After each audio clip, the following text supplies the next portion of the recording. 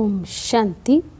17 जनवरी 2022 बाबा के आज के महावाक्य हैं। बाबा समझाते, मीठे बच्चे प्यार से मुरली सुनो और सुनाओ, ज्ञान रत्नों से अपनी झोली भरपूर करो, तब भविष्य में राज्य अधिकारी बनेंगे। प्रश्न है, शिव बाबा को भोलानाथ क्यों कहा गया है? बाबा समझाते, क्योंकि शिव बाबा सब बच्चों की बिगड़ी को 1 सेकंड में बना देते हैं। कहते भी हैं, राजा जनक को सेकंड में जीवन मुक्ति मिली तो एक जनक की बात नहीं, तुम सबको बाप 1 सेकंड में जीवन मुक्ति दे देते हैं। भारत की बिगड़ी को बना देते हैं। दुखी बच्चों को सदा के लिए सुखी बना देते हैं। इसलिए उन्हें सब भोलानाथ कहकर याद करते हैं। शंकर को भोलानाथ नहीं कहेंगे।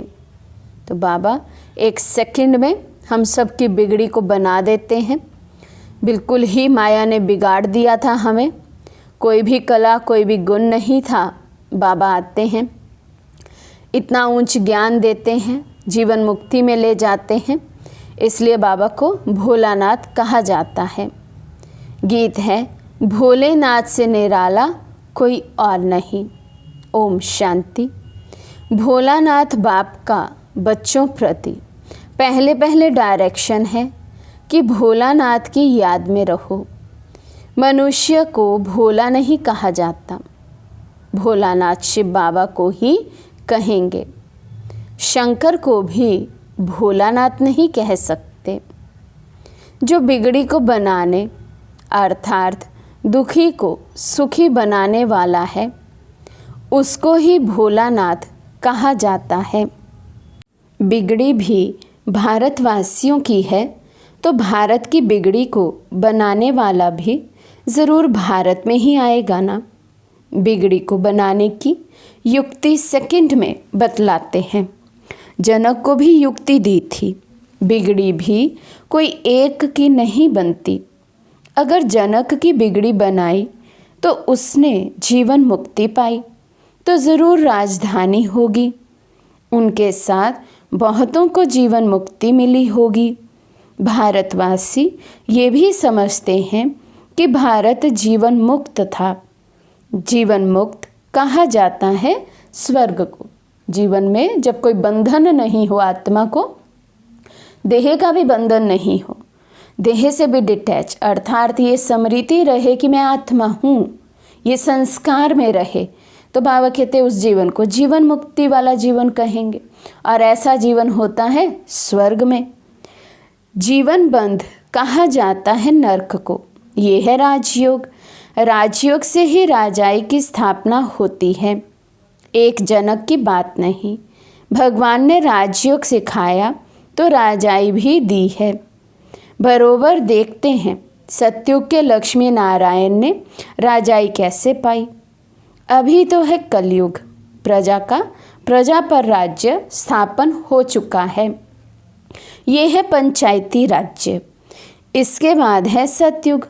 तुम जानते हो लक्ष्मी नारायण ने आगे जन्म में ऐसा कर्तव्य किया है, तब सूर्यवंशी राजाई पाई है।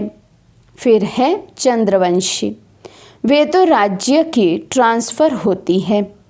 तुम जानते हो गीता है सर्वोत्तम धर्म शास्त्र, जिससे 3 धर्म स्थापन होते हैं और हर एक धर्म का शास्त्र एक ही होता है।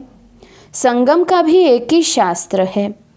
महिमा भी गीता की ही है, जिससे सबकी सद्गति होती है। तो सद्गति करने वाला एक ही है। गीता में बरोबर रुद्र ज्ञान यज्ञ का भी वर्णन है, जिससे इस पुराने नरक का विनाश होता है और स्वर्ग की स्थापना भी होती है। इसमें मूंझने की तो बात ही नहीं। बाबा ने समझाया है, पहले पहले बाप का परिचय देना है कि विश्व में स्वर्ग की स्थापना करने वाला विश्व का मालिक ठहरा। वे है सबका बाप, फिर ये लक्ष्मी नारायण है विश्व के मालिक। उन्हों को ज़रूर शिव बाबा ने राज्य दिया होगा। अभी तो कलयुग है, भारत कौड़ी जैसा है, कर्ज बढ़ता जा रहा है, इसलिए सोना लेने का प्रबंध करते रहते हैं। भारत फिर हीरे जैसा कैसे बनेगा? लक्ष्मी नारायण को स्वर्ग की राजाई मिली है ना, ये भी तुम बच्चे जानते हो। गालियाँ तो खानी ही हैं। भारत में देवताएं भी गाली खाते आए हैं और देश वाले तो बहुत महिमा करते हैं। वे जानते हैं कि ये प्राचीन भारत के मालिक थे। अभी तुम बच्चे प्रैक्टिकल देख रहे हो। तुम बच्चों में जो विशाल बुद्धि है उन्हों को ही खुशी होगी। जो विशाल बुद्धि है, जो ज्ञान का मनन चिंतन करते हैं, जो निश्चय बुद्धि हैं, जिन्हें ये निश्चय है कि बाबा आए हैं हमें घर वापस ले जाने, हमें मुक्ति जीवन मुक्ति देने, घर जाकर फिर हम अपनी राजधानी में आएंगे। बाबा कहते हैं ऐसे विशाल बुद्धि वाले बच्चों को खुशी होगी। विशाल बुद्धि वे हैं जो धारण कर और फिर दूसरों को कराते हैं। ऐसे मत समझो, वहाँ सत्संगों आदि में तो 5-10 हज़ार लोग रोज जाते हैं, यहाँ तो इतने नहीं आते हैं। भक्ति तो वृद्धि को ज़रूर पाती रहेगी, उनसे ये कलम लगता रहेगा। जिन्होंने कल्प पहले समझा है वही इन बातों को समझ सकते हैं। लोग तो कथा सुनाते हैं और सुनने वाले सुनकर घर चले गए, बस। तो बाबा कहते हैं अंतर क्या आया? परिवर्तन तो किसी के जीवन में कुछ नहीं आया। यहाँ तो कितनी मेहनत करनी पड़ती है, पवित्रता पर कितने हंगामे होते हैं। गवर्नमेंट भी कुछ नहीं कर सकती। ये पांडव गवर्नमेंट तो गुप्त है, अंडरग्राउंड सेना एक नाम है। तुम शक्ति सेना गुप्त हो, तुमको कोई समझ ना सके। तुम हो नॉन वायलेंस शक्ति सेना, इसका अर्थ कोई समझ ना सके। गीता के अक्षर का भी अर्थ समझ ना सके।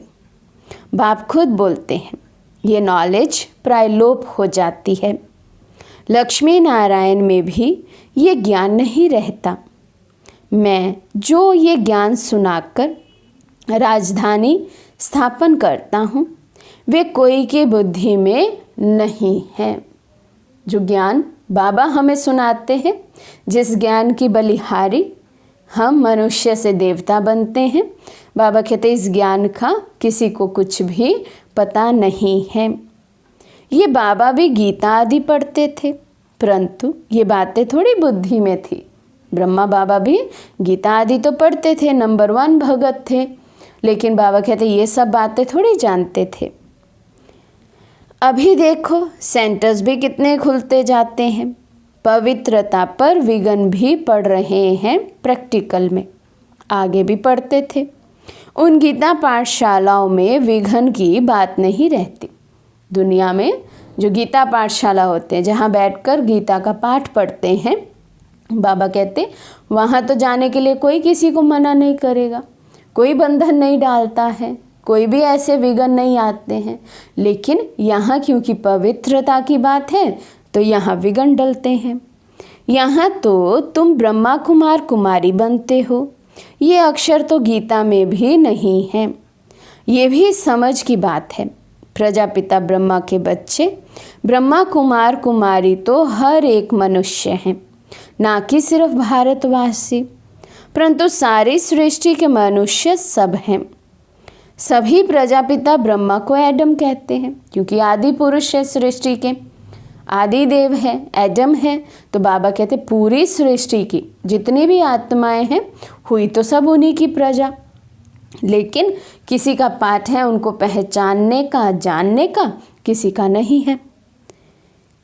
जानते हैं वे मनुष्य सृष्टि का पहला हेड है, ह्यूमैनिटी स्थापन करने वाला है।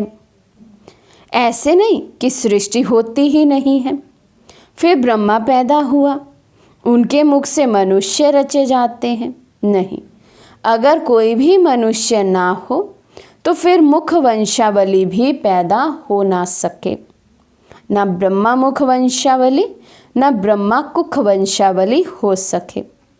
सृष्टि तो सारी है, उनकी कलम लगाई जाती है। ये नई नई बातें समझने की है। किसी की बुद्धि में बैठने में टाइम लगता है, कोई तो 1 मास में भी खड़े हो जाते हैं। जैसे देखो, बेंगलोर में अंगना बच्चे को कितना नशा चढ़ा हुआ था, जो हमारे पास 20 वर्ष वाले को भी नशा नहीं है। खुशी में डांस करता था। भगवान मिल गया, खुशी की बात है ना। तो ये अंगना बच्चा जिसकी बाबा बात कर रहे हैं, वो बहुत बड़े VIP ऑफिसर थे और उनको ज्ञान सुनाया था हृदय पुष्पा दादी जी के द्वारा बाबा ने। तो जब पहले पहले वो सेंटर पर आए थे पहले दिन, तो सिर्फ दादी जी अकेले ही थे सेंटर पर। और वो दादी जी ऐसे थे, उनको ना हिंदी आती थी ना इंग्लिश। और ये साउथ साइड के थे, साउथ में ही थे दादी जी उस समय, चेन्नई में। तो उस समय दादी ने बाबा को याद किया और सिर्फ इतना बोला, I soul, you soul, we children of God, God father, supreme soul. बस ये पहले दिन का लेसन इनको कराया गया था। और इसी से, क्योंकि दादी का योग बल इतना था, योग में बिठाया, दृष्टि दी और बाबा का बच्चा बन गया। फिर तो अगले दिन से और बहनों ने कराया इंग्लिश में कोर्स, इनको पूरा कराया गया। लेकिन जो पहले दिन का प्रभाव इन पर पड़ा, उसी से ये बाबा के बच्चे बन गए थे। तो बाबा साकार के समय में कहते थे, यदि मुझे अंगना जैसे 5 बच्चे मिल जाएं तो कल ही सतयुग आ जाए। इतने ये बाबा के दिल पर चढ़े हुए बच्चे थे। तो ऐसे पुरुषार्थी बच्चों की महिमा भगवान भी करते हैं। और फर्स्ट क्लास ऑफिसर थे ये अपने टाइम पर। तो बाबा इसलिए इन्हें याद कर रहे हैं आज कि 20 वर्ष वाले बच्चों में भी इतना नशा, इतनी खुशी नहीं है जो अंगना बच्चे में है। उस समय ये चले ही होंगे ज्ञान में, इसलिए बाबा इनका कंपैरिजन 20 वर्ष वाले पुराने बच्चों से कर रहे हैं। खुशी में डांस करता था, भगवान मिल गया। खुशी की बात है ना। भगवान आकर रक्षा करते हैं माया से, फिर स्वर्ग की राजाई स्थापन करते हैं। बाबा तो बहुत क्लियर समझाते हैं, मैं इस साधारण तन द्वारा फिर से तुम बच्चों को वही सहज राजयोग और सृष्टि चक्र के आदि मध्य अंत का ज्ञान सिखलाता हूँ। तुम कह सकते हो, आओ तो हम आपको सतयुग से लेकर कलयुग अंत तक की हिस्ट्री सुनाएं कि अब फिर से कैसे सतयुग आने वाला है। ज़रूर सिखलाने वाला भी होना चाहिए। हमको सिखलाते हैं तब तो हम समझा सकते हैं ना। दूसरों को बाबा कहते हैं ऐसे बोलो। बाकी तो जो गीता सुनाने वाले हैं उनसे तो तुम लोगों ने बहुत सुना है, बहुत लेक्चर होते रहते हैं, परंतु वे इस धर्म के ना होने कारण इस तरफ खींचते नहीं हैं। जब तुम्हारा प्रभाव निकलेगा फिर वृद्धि होगी, धीरे धीरे वृद्धि होती रहेगी। ये तो जानते हैं भारत कितना कंगाल है। मनुष्य भूख मरते हैं, दुखी होते हैं, भगवान की भक्ति करते हैं कि आकर दुख से छुड़ाओ। तुम बच्चे जानते हो सुखी सृष्टि कब होती है। यहाँ तुम बच्चों की झोली भर रही है इन अविनाशी ज्ञान रत्नों से। आगे तो सब सुनते सुनाते थे, परंतु उसमें झोली भरने का प्रश्न नहीं। झोली अभी सिर्फ तुम्हारी भर रही है, और जो टेप सुनेंगे व मुरली पढ़ेंगे व सुन रहे होंगे वे भी झोली भर रहे हैं। तुम हो शिव शक्ति सेना, भारत की झोली भरने वाले। भारत बहुत साहूकार हो जाएगा, परंतु जो झोली भरते हैं राज्य तो सिर्फ वही करेंगे। जो ज्ञान का मनन चिंतन करते हैं, ज्ञान को जीवन में धारण करते हैं, इम्प्लीमेंटेशन है जिनके जीवन में, बाबा कहते केवल वही राज्य कर पाएंगे। भारत सोने की चिड़िया थी, फिर वह बन जाएगी, सभी सुखी होंगे, परंतु भारत में कितने करोड़ हैं, इतने सब तो वहाँ नहीं होंगे। जो झोली भरते हैं राज्य भाग्य तो वही लेंगे। इसमें मूंझने की बात ही नहीं कि कैसे होंगे। अरे इन लक्ष्मी नारायण को देखो ना, ये सत्युग के मालिक है ना, स्वर्ग का रचयिता है शिव बाबा, और ये लक्ष्मी नारायण सत्युग के मालिक हैं।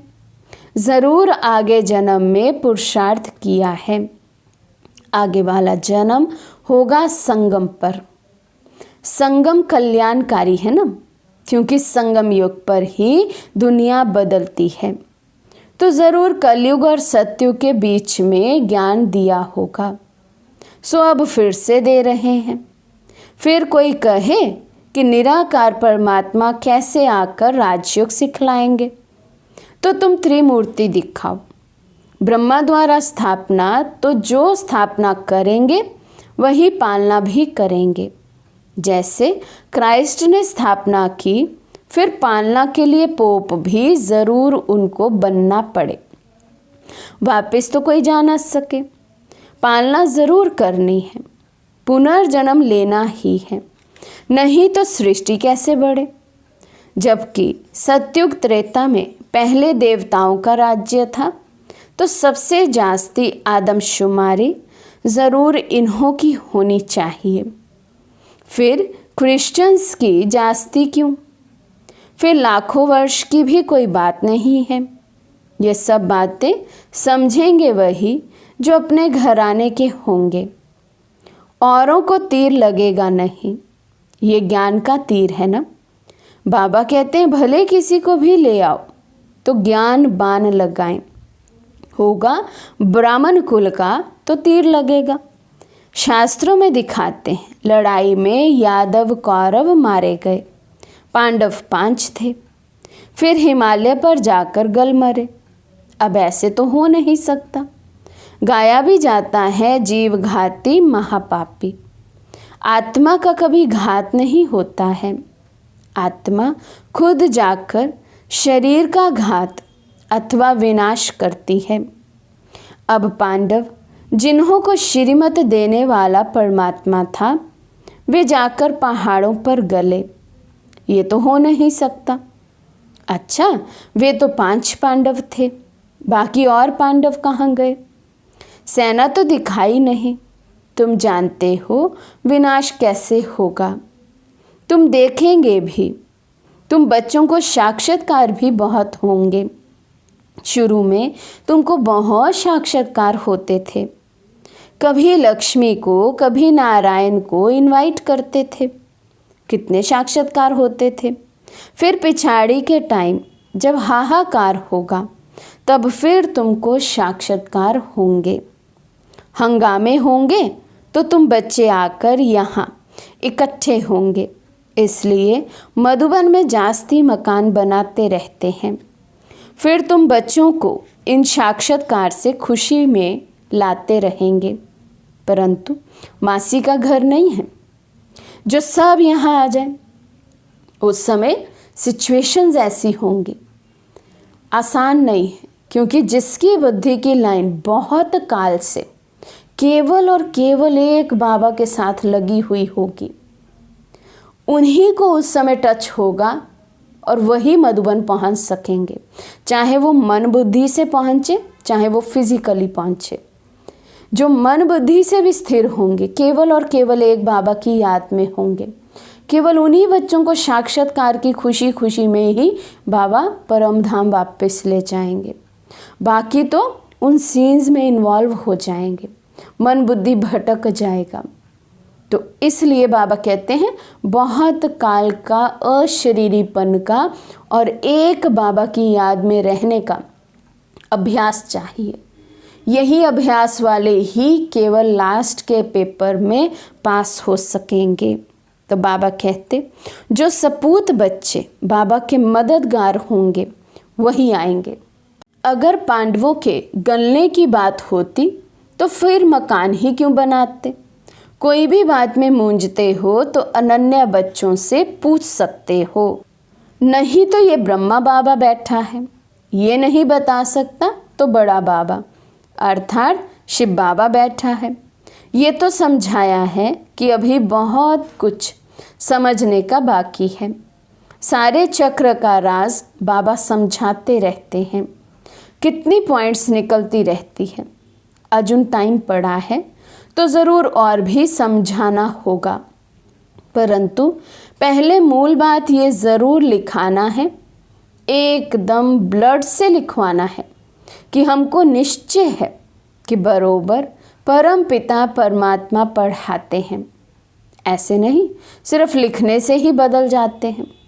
कहते हैं हमने तो ऐसे ही लिख दिया, जास्ती कोई से माथा नहीं मारना है।